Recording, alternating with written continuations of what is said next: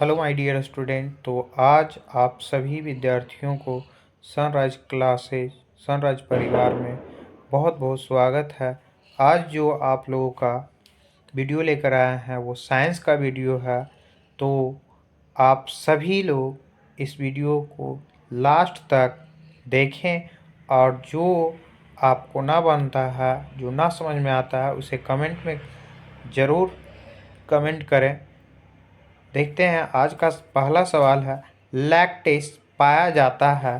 तो लैक्टेस पाया जाता है, आप लोग जवाब दीजिए। ऑप्शन नंबर इसका सी सही होगा, कनेर में लैक्टस पाया जाता है। सवाल नंबर 2 है, एंड्रोजेंस स्रावित होता है। तो एंड्रोजेंस किससे स्रावित होता है? अगर आप लोग इसका आंसर जानते हैं तो कमेंट में ज़रूर दें। ऐसे एंड्रोजेंस जो स्रावित होता है वो आपका और राइट ऑप्शन नंबर बी होगा, वृषण द्वारा एंड्रोजेंस स्रावित होते हैं। तीसरा नंबर सवाल है, वर्तिका भाग है।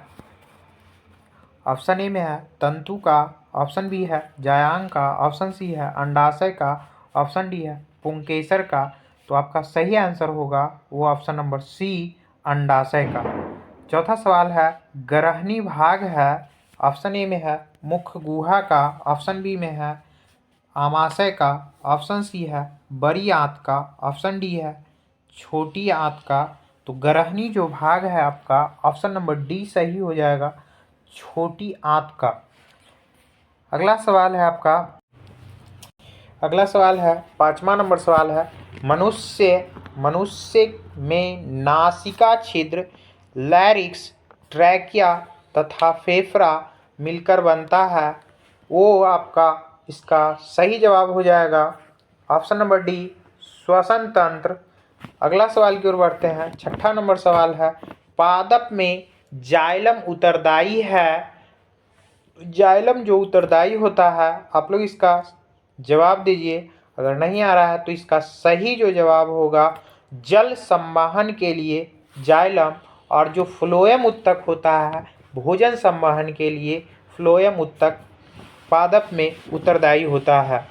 सातवां नंबर सवाल है, जिब्रेलिन है। तो सातवां नंबर सवाल जिब्रेलिन। तो अगर आप इसका आंसर जानते हैं तो कमेंट में ज़रूर दें, और इसका जो सही आंसर होगा वो हो जाएगा ऑप्शन नंबर ए, पादप हार्मोन है जिब्रेलिन। पत्तियों का मुरझाना किस पादप हार्मोन के कारण होता है? आठवां नंबर सवाल में है, तो इसका जो सही आंसर होगा आपका वो हो जाएगा ऑप्शन नंबर वी, एब्सिसिक अम्ल। नौवां सवाल है, Jayden plus USO4 arrow JnSO4 plus Cu ऊपर दी गई रासायनिक अभिक्रिया किस प्रकार की है? तो आप लोग अगर इसका आंसर जानते हैं तो कमेंट बॉक्स में ज़रूर दें। ये जो अभिक्रिया है उसका सही आंसर होगा विस्थापन अभिक्रिया। 10वां नंबर सवाल है, आधुनिक आवर्त सारणी में दाईं से बाईं ओर जाने पर परमाणु का आकार जो होता है वो क्या होता है? इसका जो सही आंसर हो जाएगा बढ़ता है, ऑप्शन नंबर ए। 11वां नंबर सवाल की ओर हम लोग बढ़ते हैं। जब मैग्नीशियम फीता को जलाया जाता है तो उत्पन्न आग की लौ कैसा होता है?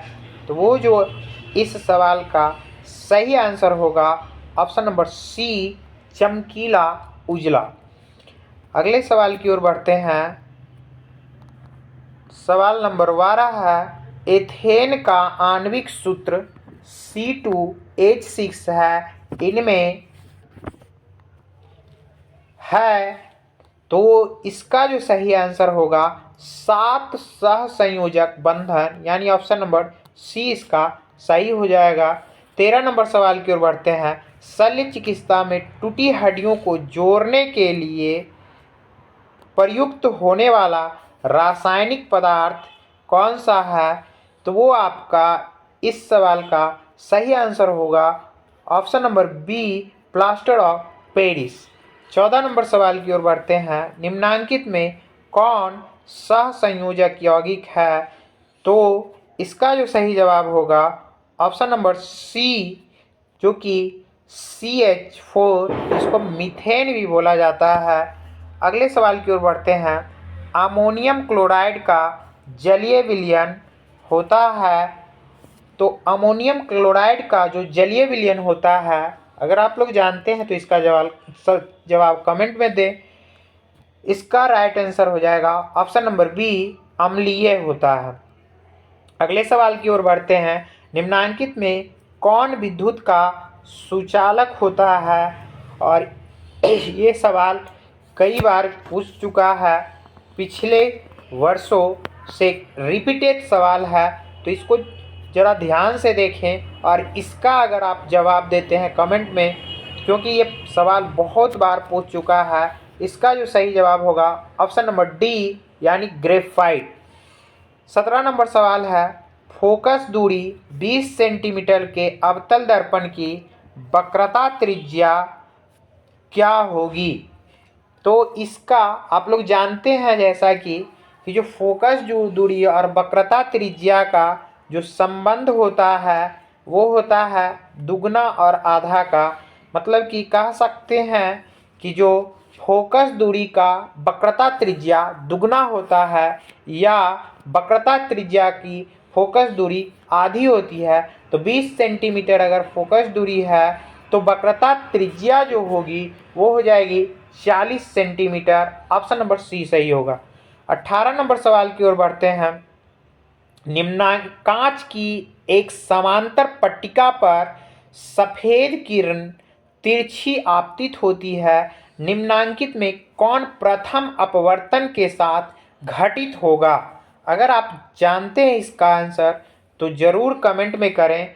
इसका जो सही जवाब होगा ऑप्शन नंबर ए, विचलन हो जाएगा। 19वां नंबर सवाल है।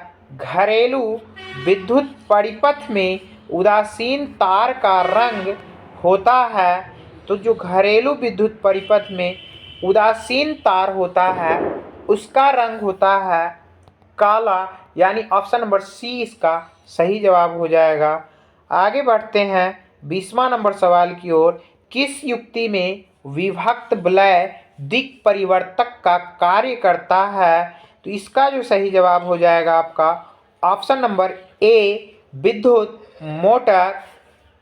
21 नंबर सवाल की ओर हम लोग बढ़ते हैं। सौर ऊर्जा को सीधे विद्युत ऊर्जा में बदलने वाली युक्ति को क्या कहा जाता है? तो इसका जो आप लोगों के बीच सही आंसर होगा वो होगा सौर सेल। ऑप्शन नंबर सी सही हो जाएगा। 22वां नंबर सवाल है। एक विद्युत बल्ब के तंतु का प्रतिरोध 1200 ओम है। यह बल्ब 220 वोल्ट के विद्युत स्रोत से कितनी विद्युत धारा लेगा? इसका जो सही ऑप्शन हो जाएगा और सही जवाब होगा, अगर आप लोग जानते हैं तो इसका कमेंट में ज़रूर जवाब दें। और इसका जो सही ऑप्शन है ऑप्शन नंबर डी, 0.18 एम्पियर। अगला है 23 नंबर सवाल। एक सेल का विद्युत वाहक सेल 1.5 वोल्ट है। 1 कूलम आवेश गुजारने पर कार्य कितना होगा? इसका जो सही आंसर होगा आपके बीच वो हो जाएगा ऑप्शन नंबर सी, 1.5 जूल इसका सही आंसर होगा। अगले सवाल की ओर बढ़ते हैं। इंद्रधनुष रंगीन क्यों होता है? इसका जो सही जवाब होगा आपका ऑप्शन नंबर ए, जल कण द्वारा श्वेत प्रकाश के वर्ण विक्षेपण के कारण इंद्रधनुष रंगीन होते हैं। 25 नंबर सवाल की बात करते हैं। जीन शब्द किसने प्रस्तुत किया था? ये सबसे महत्वपूर्ण सवाल है। अगर आप इसका आंसर जानते हैं तो कमेंट बॉक्स में ज़रूर इसका आंसर दें। इसका जो सही जवाब होगा ऑप्शन नंबर बी हो जाएगा। जोहानसन ने जीन शब्द का प्रस्तुत किए थे। अगला 26 नंबर सवाल है। निम्नलिखित में किसमें द्विखंडन नहीं होता है? तो वो आपका सही ऑप्शन हो जाएगा ऑप्शन नंबर डी, अमीबा में। 27 नंबर सवाल की ओर बढ़ते हैं। पराग कण निम्न में से किसके अंदर बनता है, तो वो आपका सही आंसर होगा ऑप्शन नंबर डी, पराग कोश के अंदर। 28 नंबर सवाल की ओर बढ़ते हैं। रुधिर चाप नियंत्रित होता है, वो होगा ऑप्शन नंबर डी, एड्रीनल द्वारा। कौन सी बीमारी, 29 नंबर सवाल है, कौन सी बीमारी श्वसन तंत्र से संबंधित है, तो वो आपका सही आंसर हो जाएगा इसमें ऑप्शन नंबर सी, निमोनिया श्वसन तंत्र से संबंधित बीमारी है। अगला बात करते हैं, सवाल नंबर 30 की ओर बढ़ते हैं। रक्त में शर्करा का स्तर नियंत्रित करता है, वो आपका ऑप्शन नंबर सी सही हो जाएगा, इंसुलिन। 31 नंबर सवाल है, मानव शरीर में सबसे लंबी कोशिका कौन सी होती है, और यह बहुत ही महत्वपूर्ण सवाल है और इसका कभी कभी इकाई भी पूछ लेता है, तो वो न्यूरॉन होता है। इसका सही आंसर होगा ऑप्शन नंबर बी, तंत्रिका कोशिका। 32 नंबर सवाल है, मुख गुहा में आहार का कौन सा भाग पाचन होता है, तो आपका सही आंसर हो जाएगा कार्बोहाइड्रेट का पाचन मुख गुहा का में ही होता है। 33 नंबर सवाल है, खड़िया का रासायनिक सूत्र है, ये आपका सही ऑप्शन हो जाएगा ऑप्शन नंबर सी, CnCO3 सी।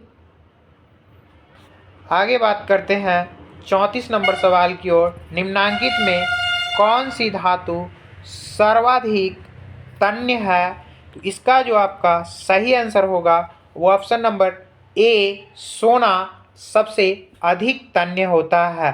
35 नंबर सवाल है, पेंटेन जिसका अणुसूत्र C5H12 है, वो कितने संरचनात्मक समावयवी संभव है, इसका जो सही आंसर होगा ऑप्शन नंबर बी, 3 समावयवी संभव होंगे।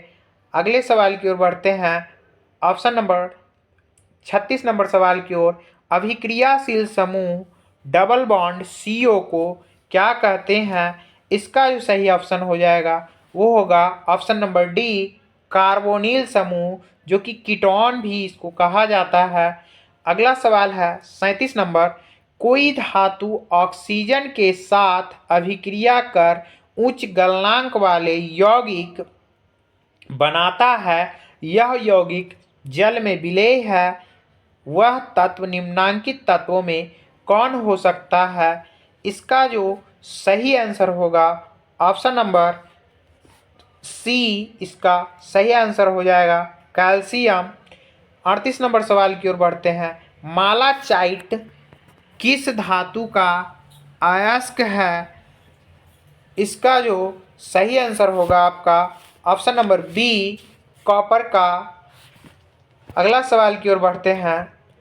39 नंबर, लोहे पर जिंक परत लेपित करने की क्रिया को कहते हैं, इसका जो सही ऑप्शन होगा वो इसका सही ऑप्शन नंबर डी हो जाएगा, गैल्वेनीकरण।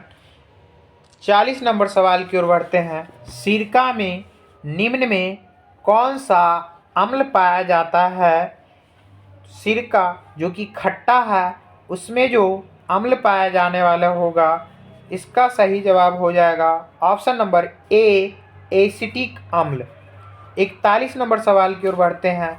वायु का निरपेक्ष अपवर्तनांक वास्तव में क्या होता है, तो वायु का जो निरपेक्ष अपवर्तनांक है वो 1 से अधिक होता है, ऑप्शन नंबर बी इसका सही आंसर हो जाएगा। 42 नंबर सवाल की ओर बढ़ते हैं। आँख नाक गला के चिकित्सक, आँख नाक गला के चिकित्सक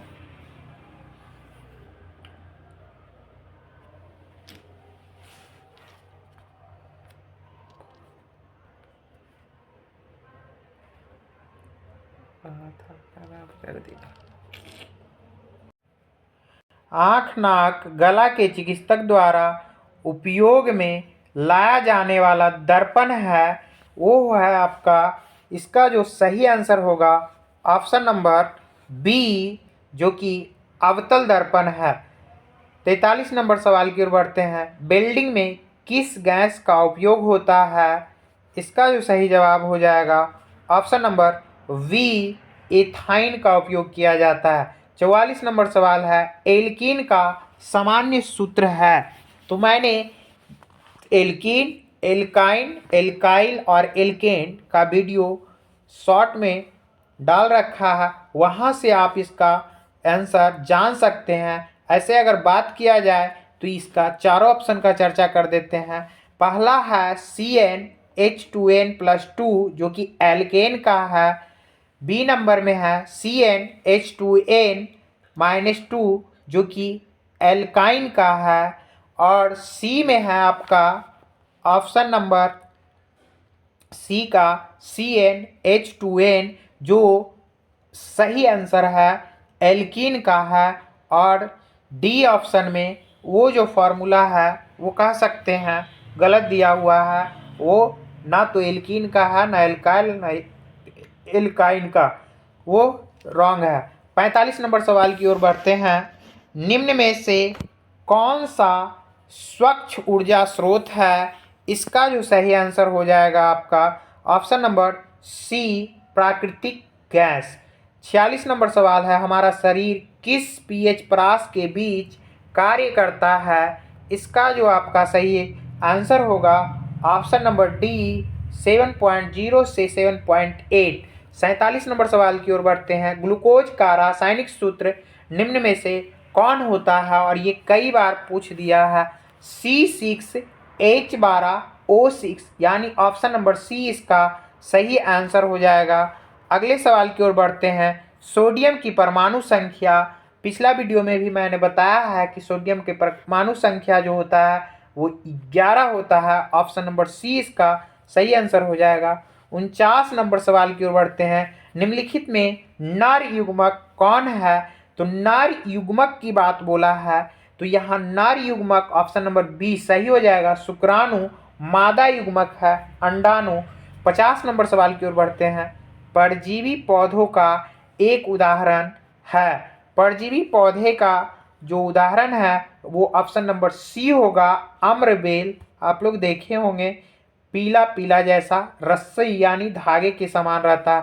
51 नंबर सवाल की ओर बात करते हैं। द्विखंडन पाया जाता है तो इसका जो सही आंसर हो जाएगा आप लोगों का वो हो जाएगा ऑप्शन नंबर सी, जीवाणु में।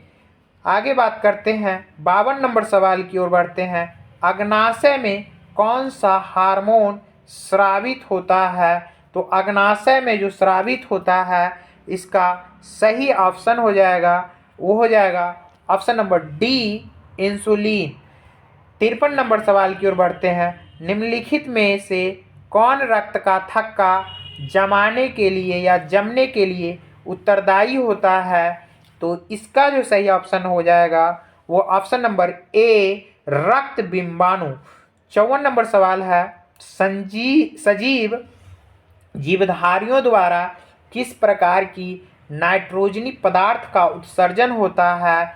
तो ये सवाल पिछले भी वीडियो में मैंने बताया है कि यूरिया, अमोनिया और यूरिकम, ये तीनों यानी इनमें से सभी इसका सही जवाब हो जाएगा। अगला 55 नंबर सवाल की ओर बढ़ते हैं। किशोरावस्था में होने वाले शारीरिक परिवर्तन का कारण है। तो किशोरावस्था में जो परिवर्तन होता है उसका कारण कह सकते हैं ऑप्शन नंबर डी इसका सही हो जाएगा, यानी कि ऑप्शन ए टेस्टोस्टेरोन और ऑप्शन सी एस्ट्रोजन दोनों कारण है इसका। 56 नंबर सवाल है, शरीर का संतुलन बनाए रखता है। तो शरीर का जो संतुलन बनाने का काम करता है उसका सही जवाब हो जाएगा, कह सकते हैं कि अगर आप लोग इसका आंसर जानते हैं तो कमेंट में ज़रूर दें। ऐसे इसका सही जवाब होगा सेरिबेलम यानी ऑप्शन नंबर सी। 57 नंबर सवाल की ओर बढ़ते हैं। मैग्नीशियम की परमाणु संख्या 12 है, इनकी संयोजकता क्या है? तो मैग्नीशियम की परमाणु संख्या 12 है तो संयोजकता किसको बोलते हैं? यानी कि कह सकते हैं जो अंतिम कक्षा में इलेक्ट्रॉनों की संख्या होती है उसी को संयोजकता बोला जाता है। तो इसके जो अंतिम कक्षा में इलेक्ट्रॉन होंगे वो हो जाएंगे 2, क्योंकि जो संयोजी इलेक्ट्रॉन अगर इसका इलेक्ट्रॉनिक विन्यास करिएगा तो होता है 2, 8, तो 10 हो गया। बाकी लास्ट वाले कक्षा में जो बचा 2 इलेक्ट्रॉन वही हो जाएगा इसका संयोजकता। आगे बात करते हैं 58 नंबर सवाल की ओर। निम्नांकित में किस धातु का विस्थापन उसके लवण के विलयन से लोहा द्वारा होता है? तो अगर बात करते हैं तो इसका जो सही जवाब हो जाएगा ऑप्शन नंबर ए, तांबा। 59 नंबर सवाल की बात करते हैं। एथिल अल्कोहल का व्यापारिक उत्पादन किस रासायनिक क्रिया द्वारा किया जाता है? इसका जो सही आंसर हो जाएगा ऑप्शन नंबर सी, किण्वन के द्वारा। 60 नंबर सवाल की ओर बढ़ते हैं। काली चूना का रासायनिक सूत्र क्या है? तो इसका जो आपका सही जवाब हो जाएगा कैल्शियम ऑक्साइड, CaO। 61 यानी 61 नंबर सवाल की ओर बढ़ते हैं। आयोडीन युक्त नमक वो है आपका ऑप्शन नंबर इसका सही आंसर हो जाएगा सी, ए और बी दोनों NaCl + KiO3। ऑप्शन बी है NaCl + Ki, यानी दोनों इसका सही हो जाएगा। अगले सवाल की ओर बढ़ते हैं। 62 नंबर सवाल की ओर हम लोग बढ़ेंगे। प्लास्टर ऑफ पेरिस निम्न रासायनिक नाम क्या है? यानी प्लास्टर ऑफ पेरिस का केमिकल नेम क्या है? तो इसका जो सही जवाब हो जाएगा आपका वो हो जाएगा option number C, calcium sulphate hemihydrate इसका रासायनिक नाम होता है। 63 नंबर सवाल की ओर बढ़ते हैं। कैथोड किरणें में क्या उपस्थित होता है? तो कैथोड किरणों में जो उपस्थित होता है वो होता है इलेक्ट्रॉन। इसका सही आंसर हो जाएगा ए नंबर। 64 नंबर सवाल है। कवक में पोषण की कौन सी विधि है? ऑप्शन नंबर इसका जो सही जवाब होगा वो कह सकते हैं बी, क्योंकि मृतोपजीवी कवक में पोषण की विधि है। अगला सवाल है 65 नंबर। प्रतिरोधकों में एक संयोजन में एक प्रतिरोधक हटा लेने पर कुल प्रतिरोध बढ़ जाता है, यह संयोजित था किसमें? इसका जो सही जवाब होगा ऑप्शन नंबर ए, समांतर क्रम में। 66 नंबर सवाल की ओर बढ़ते हैं। एक कमरे में 60 वाट 220 वोल्ट एवं 40 वाट 200 वोल्ट के दो उपकरण 100 वोल्ट आपूर्ति से जुड़े हैं, तो कुल उपभोक्त शक्ति होगा। इसका जो सही आंसर हो जाएगा वो हो जाएगा आपका option number A, 25 watt. Next है 67 नंबर सवाल। निम्नांकित में कौन सा पद विद्युत परिपथ में विद्युत शक्ति को निरूपित करता है? तो इसका जो सही आंसर हो जाएगा आपका वो हो जाएगा 67 नंबर सवाल के लिए इनमें से सभी I² R V² बट्टा R VI, यानी इनमें से सभी। 68 नंबर सवाल की ओर बढ़ते हैं। उत्तल दर्पण में आवर्धन का महत्तम मान क्या होता है? तो उत्तल दर्पण में जो आवर्धन का मान होता है इसका सही जवाब हो जाएगा ऑप्शन नंबर सी, 1/2। अगले सवाल की ओर बढ़ते हैं। विभवांतर मापा जाता है वो कह सकते हैं इसका जो सही आंसर होगा वो हो जाएगा option number B, voltmeter. यहाँ ध्यान देना है ऑप्शन नंबर सी में वोल्टा मीटर है, तो वोल्टा मीटर नहीं वोल्ट मीटर होगा। 70 नंबर सवाल की ओर बढ़ते हैं। निम्नांकित में कौन सा कथन सत्य है? तो इसका जो सही आंसर हो जाएगा ऑप्शन नंबर सी, एम्पियर बराबर होता है वोल्ट प्रति ओम। आगे बात करते हैं 71 नंबर सवाल। निम्नलिखित पदार्थों में चालक है, तो इसका जो सही आंसर हो जाएगा ऑप्शन नंबर सी, एल्युमिनियम। 72 नंबर सवाल की ओर बढ़ते हैं। नाभिकीय ऊर्जा प्राप्त करने के लिए निम्नलिखित में कौन आवश्यक है? तो इसका जो सही जवाब हो जाएगा यूरेनियम, ऑप्शन नंबर बी। 73 नंबर सवाल है। निकट दृष्टि दोष को निम्नलिखित में से किस लेंस द्वारा हटाया जाता है?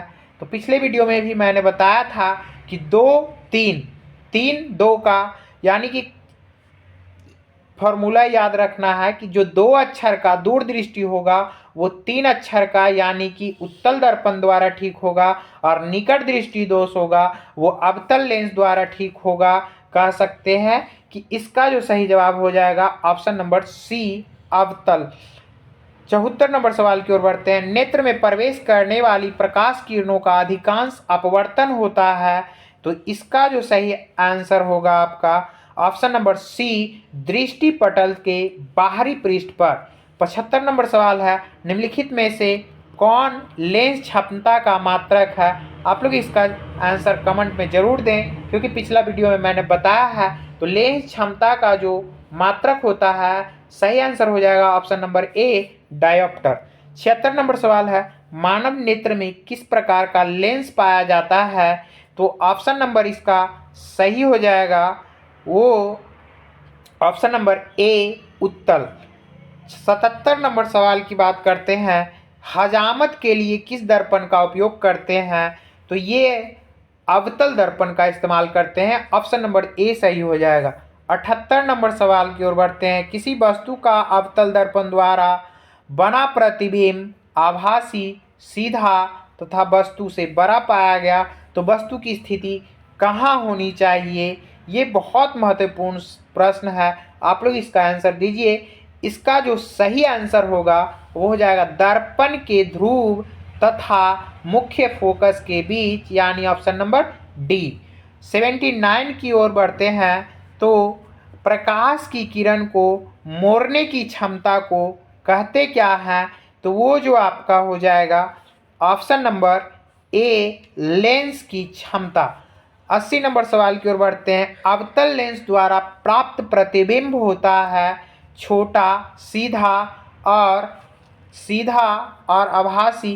कह सकते हैं ये तीनों ऑप्शन सही हो जाएगा, यानी कि ऑप्शन नंबर डी इनमें से सभी इसका सही जवाब होगा।